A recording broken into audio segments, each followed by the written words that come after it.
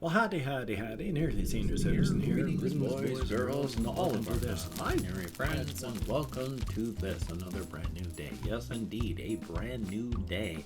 And here in Shelton, Washington, it's dark outside. Daylight savings. It is 7 a.m., and yet it's pitch black out there. So, well, it's not pitch black, but it's very, very dark. Last night when I went walkies, it did not rain and it was cool and starry and nice. So thumbs up on that, definitely. So it's hopefully going to be a day. It'll definitely be a day. So here's hoping. And I was given a link to check on the whole stimulus thing, and it keeps telling me there is not enough information, so I'm probably going to get my stimulus in a couple months. Yay! Which is good, because I have 17 cents to buy food for myself and the cat until the 3rd of next month. So thumbs up on it. Or it's somewhere between 3 and 17 cents. I can't remember exactly. So I'm hosed. Luckily, I've got some food. There's still a little bit of cat food left. So hopefully. I do not have a ton written down on my list over here, and that's okay. I've got some things that I wanted to talk about that I thought of just before it all started up. Well, by all started up, I mean turned on the recorder, the PS4, and started recording the video. There was something I wanted to talk about, but I forgot about it entirely. So, thumbs up. We shall see how it all goes. First off, I might as well say it did snow yesterday. For a very short period of time, there was snow falling out of the sky. So it lasted like 2 minutes maybe. So nothing stuck, of course, but still it was interesting that it was snowing. Thumbs up on that. And this is only the second thing that I have written down on here. I found something out, and I'm sad because I never got to taste it either, because I'm between generations, and hopefully I'll remember this, but I'm older. I'm going to be turning 60 in less than 2 years. Oh, good Lord. So, yeah, I'm older, but there's still a bunch of stuff that is from before my generation. Like I discovered on Banana Taste. You notice how stuff that's banana flavored tastes nothing like bananas? You know, there's banana flavored candy. It tastes pretty good, but it doesn't taste like bananas. And there's like banana flavored pudding and all that. I discovered that that's because it's based on the banana we don't have anymore. That's been gone for about 70 years. Remember, there used to be a banana called the Gros Michel. Grosmichel. It was a larger, thicker banana. And the banana-flavored candies and stuff like that we eat today, that's still based on the flavor of the Gros Michel banana. Not the Cavendish, which is what we eat now. Because there was a fungal infection that wiped out entirely the Gros Michel banana. And every time you eat a banana flavor in a candy, an artificial banana flavor, that is based on the flavor of the Gros Michel. So take away the extra sugar and all that, and that's what the banana tasted similar to. Whereas the banana we have now is, it's nice, but it's still kind of lacking. What a thing that the fungus took away from us, because as amazing as funguses are, hokey smokes. Now, part of the problem, of course, is the banana plant itself is very touchy and hard to grow. It's not really a tree, it's an herb, basically, and it doesn't come up with like real banana stalks, like tree branches. It's all really just mixed in vines and such, and it's really, really hard to do, and they have to do a lot of cloning And so they're very susceptible. They're fighting right now. The same fungus that wiped out the Gros Michel wants to wipe out. No, I mean, it doesn't want to wipe out anything. It wants to just live and grow. And to do that, it needs a thing to eat. And it eats bananas, banana bushes, banana plants. And so they're fighting right now to keep the Cavendish from going the same way as the Gros Michel did. So, thumbs up on that. Past that, though, that's just life. I mean, life has been going on in my life. And not a whole lot that was written down, even though as stated I had something that I wanted to talk about that I've wanted to talk about and remembered and then started recording and forgot. So, if I can remember some of the things that I've been talking about, I will do my best. One thing that I have remembered all of a sudden, I watch a couple movie reaction channels now. Not a lot of them, just a couple people, but there are a few people that have been going through and watching some of the old classic comedy movies. Like all of their Patreons and all that were recommending, hey, watch this movie, watch this movie. And it wasn't a lot of just stuff that you would know. It was the old Zucker Brothers stuff. You know, there was Airplane and Top Secret, the Naked Gun movies. Oh, they need to watch the Naked Gun TV show. The movies were okay. The TV show was gold. But they're watching a lot of these things, and it's nice to see. Because they're all younger. They're in their 20s, late 20s, sometimes early 30s. And it's nice because, again, not on the loss of cultural relevance part, but I like to see people watching older movies. Because even though new stuff is new, just because old stuff is old doesn't mean it's bad. You know, it's made closer to the time when they were still learning how to do these things. But movies that are good are still good. I don't care about the, oh, my cultural relevance of my past is being lost, because a lot of these things are before my time even. So I don't care for that. I just think good movies deserve to be watched. Like there's a lot of Marx Brothers stuff way early. And it's still biting satire and really good stuff. And that's why watching these people react to and enjoy these things from the 70s or 80s is good. Because good stuff is good no matter when it's made.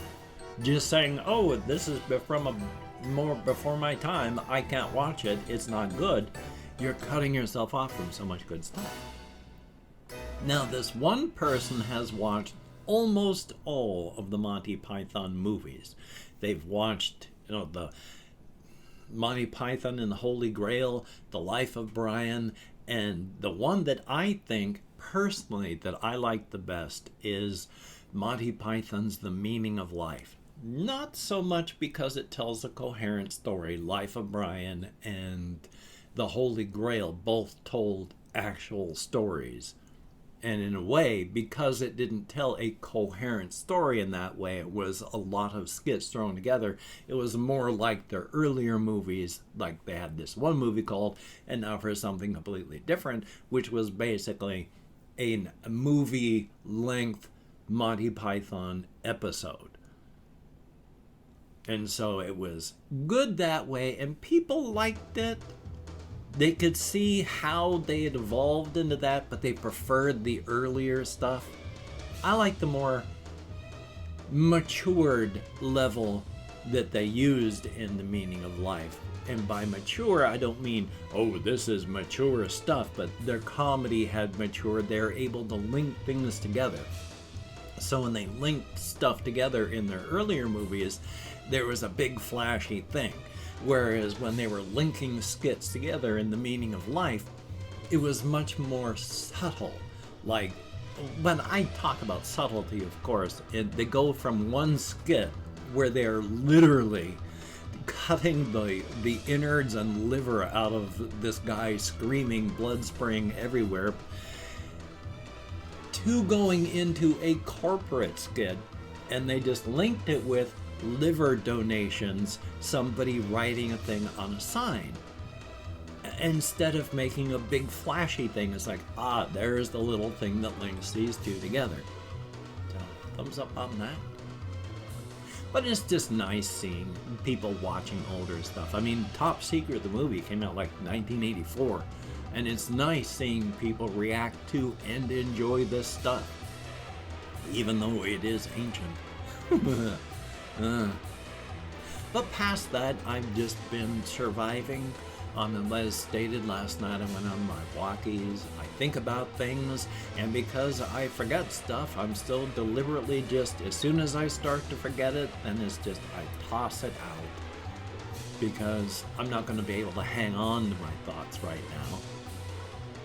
Still, though, there were some thoughts as I was walking that I was able to hang on to. Even though I'd said, it's gone, I'll just forget it, I immediately, moments later, went, it was about this character.